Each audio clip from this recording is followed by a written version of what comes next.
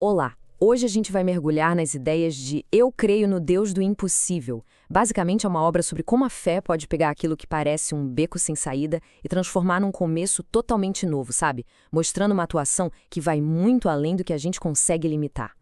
E vamos combinar, quem nunca se viu diante de uma situação que parecia impossível? Aquele sentimento de dar de cara com um muro que não dá para pular nem para contornar. É exatamente desse ponto de partida que a mensagem dessa análise começa. E a base de tudo tá aqui, nessa afirmação que aparece logo no começo do livro. Porque para Deus, nada é impossível. Isso aqui não é só uma frase de efeito, não. É a lente, sabe? A lente através da qual toda a jornada da fé é observada. Para a gente entender essa ideia a fundo, nosso caminho vai ser o seguinte. Primeiro, vamos encarar o que significa esse tal de impossível. Depois, vamos explorar o que é essa fé que enxerga além do que os olhos veem e como ela funciona na prática para derrubar muralhas. Aí, a gente parte para o poder que desafia qualquer limite e, por fim, aterrissamos no grande convite do livro, o chamado para confiar. Beleza, vamos lá para o nosso primeiro ponto: enfrentar o impossível. A mensagem principal aqui é uma virada de chave na nossa perspectiva. A ideia que o livro traz é que aqueles desafios gigantescos que parecem insuperáveis não são o fim da linha. Pelo contrário, eles são como um palco perfeito para que um poder ilimitado e transformador entre em cena.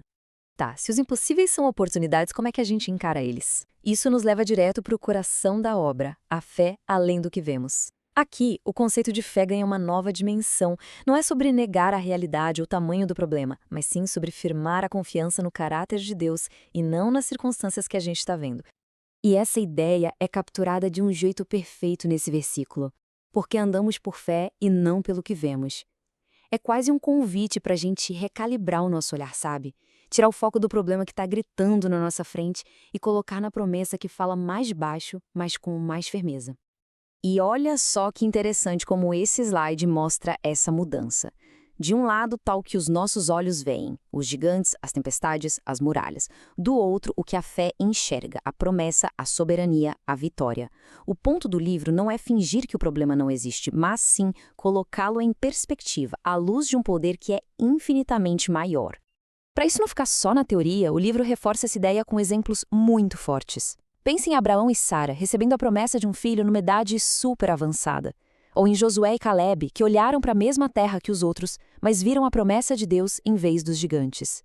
E tem até Pedro, que literalmente andou sobre as águas enquanto o foco dele estava em Jesus, e não na tempestade. São todas histórias sobre confiar naquilo que não se pode ver. Certo. Mas como essa fé que enxerga o invisível se manifesta no mundo real? Isso nos joga na nossa terceira parte, quando as muralhas caem.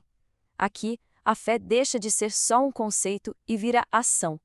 E o livro foca em duas ferramentas bem práticas e, olha, até surpreendentes: a obediência e a adoração. E o principal exemplo disso é a famosa história das muralhas de Jericó. O livro trata essa passagem como um verdadeiro estudo de caso sobre obediência radical, principalmente quando as instruções de Deus parecem, do nosso ponto de vista humano, completamente sem lógica. E o ponto crucial aqui é a natureza dessas ordens. Imagina só a cena: marchar em silêncio ao redor de uma cidade super fortificada por 6 dias.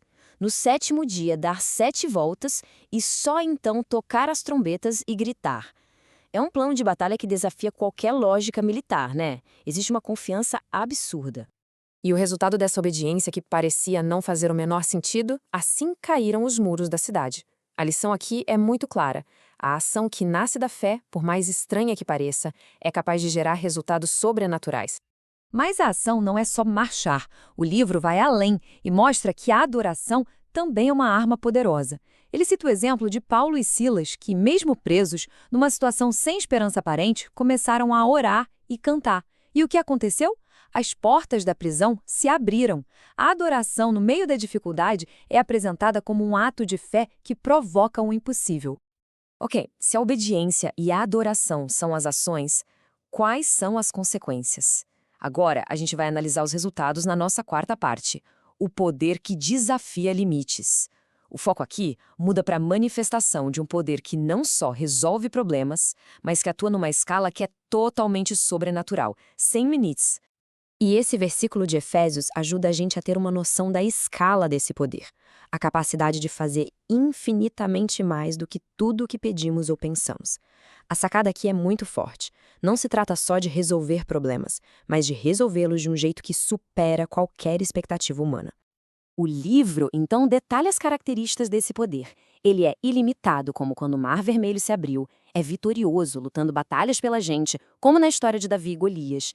E, talvez o mais incrível, é um poder que se manifesta com força total justamente na nossa fraqueza, mostrando que as nossas limitações não são um problema, mas o cenário perfeito para a manifestação dele. Então, depois de entender o que é a fé, como ela age e o tipo de poder que ela libera, qual é a conclusão?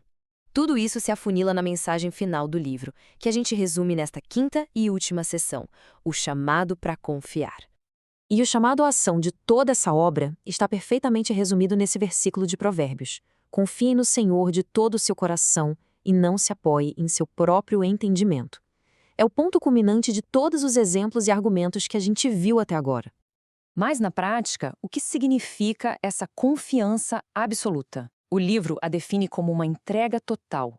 É uma rendição sem reservas à soberania e à bondade de Deus. Uma atitude que nos liberta do peso do medo e daquela necessidade que a gente tem de controlar todos os resultados. E assim, essa análise toda nos deixa com uma última pergunta, para a gente refletir. Não sobre o que foi dito, mas sobre como isso se aplica agora. Qual muralha na vida de uma pessoa hoje está precisando desse tipo de fé? É uma questão que nos convida a levar todo esse conceito do livro para a nossa prática diária.